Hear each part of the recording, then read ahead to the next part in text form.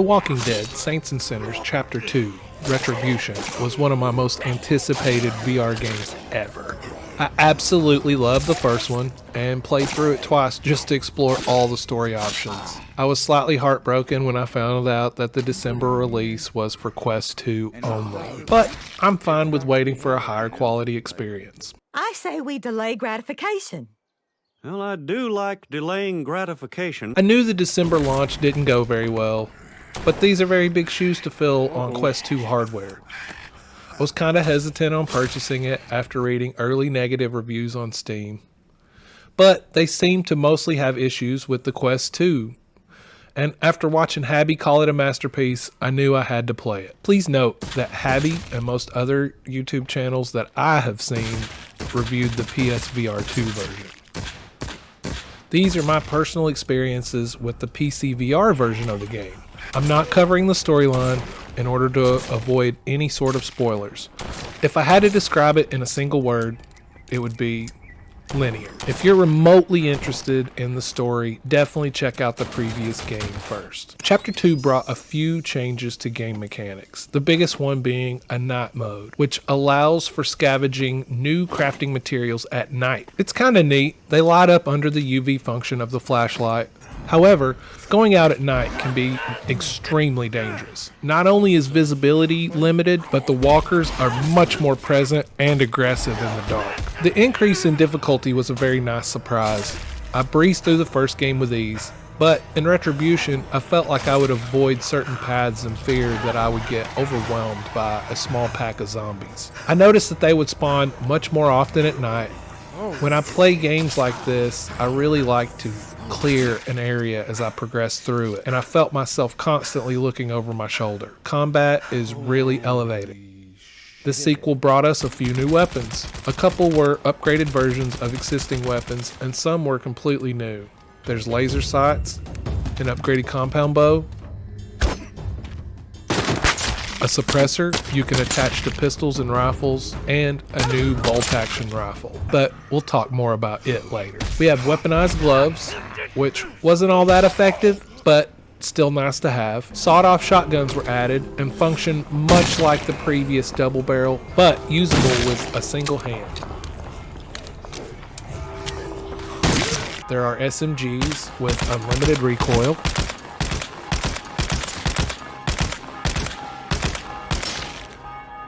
and a grenade launcher. My personal favorite had to be the chainsaw. It was extremely fun and satisfying sawing through walkers. Whoa! You can cut them in half! It was very immersive feeling the haptics vibrating in my hands. It completely caught me off guard. Even though using it is very circumstantial, it is still my favorite newest addition. They also added 3 new locations you can travel to. These maps are large and detailed. Lots of main story quests utilize them with several callbacks to existing locations. One existing location, Old Town, is overran by walkers and extremely dangerous to travel to. I tried to check out Old Town, but the spawn rate really scared me. I didn't get very far before I turned around and jumped back on the skiff. How did the overall experience play out? Well, there's creepy moments. There's funny moments. Would you like jambalaya? I make it in the toilet. Oh, that's jambalaya. Then there's bugs. What is this?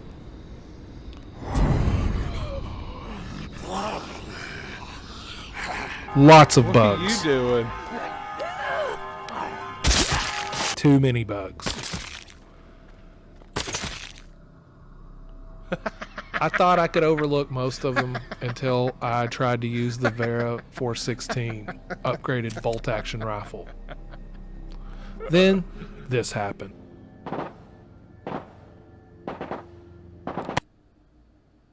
Uh-oh.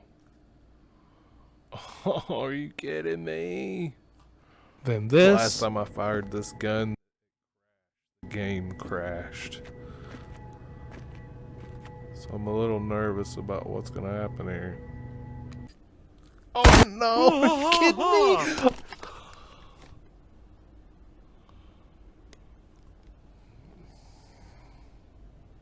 Did I call it or did I call it?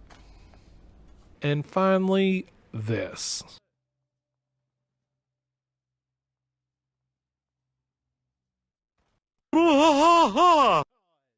This is a brand new weapon, and I can't even fire it. I know I could complete the game without using this weapon, but why should I? What we need from the tower. This is extremely disappointing. The first game was so well done. It was polished and optimized. I enjoyed it as much, and in some ways, more than Half-Life Alyx.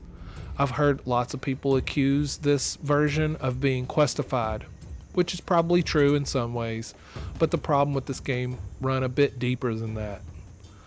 Most of which could be fixed with updates, and aren't necessarily game-breaking.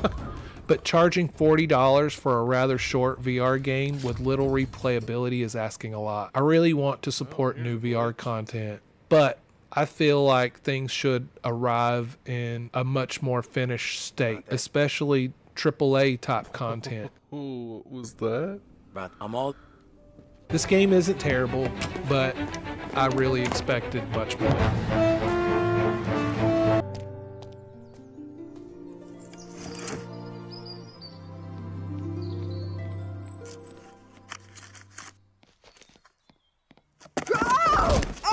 I'll help you, ma'am.